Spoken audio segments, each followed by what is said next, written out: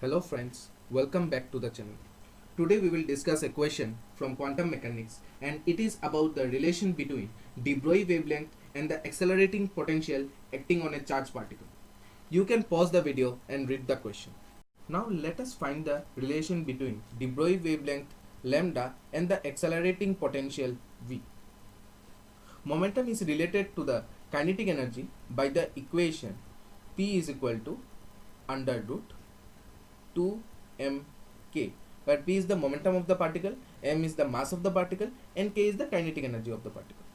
Now let us consider a particle of charge q and is accelerated by a potential difference b volt. Now the particle gains kinetic energy, and the gain in kinetic energy is equal to the work done on the charged particle.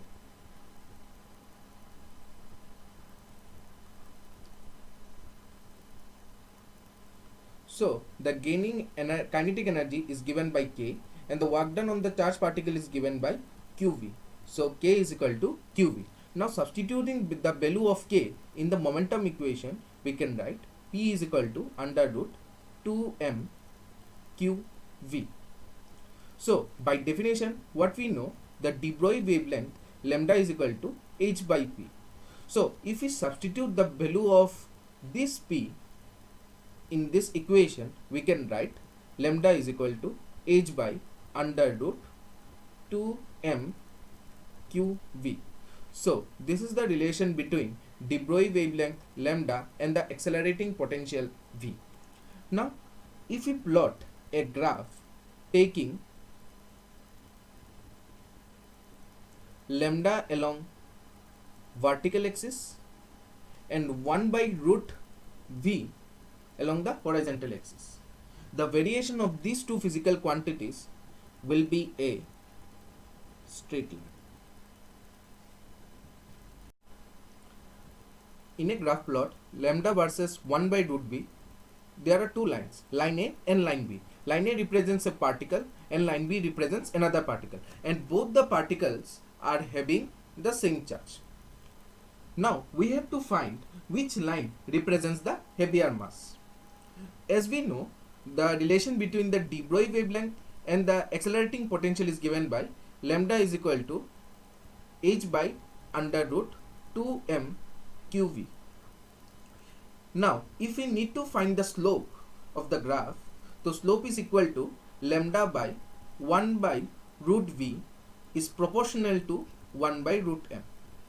So from this relation, what we can say is that lighter the mass of the particle, higher is the slope.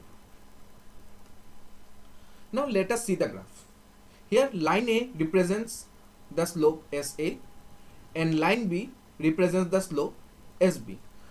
From this graph we can say that SB is greater than SA, and using this statement we can tell that the mass of A is greater than the mass of B. So which line represents the heavier mass? Line A represents the heavier mass. So that's it for today. Have a nice day.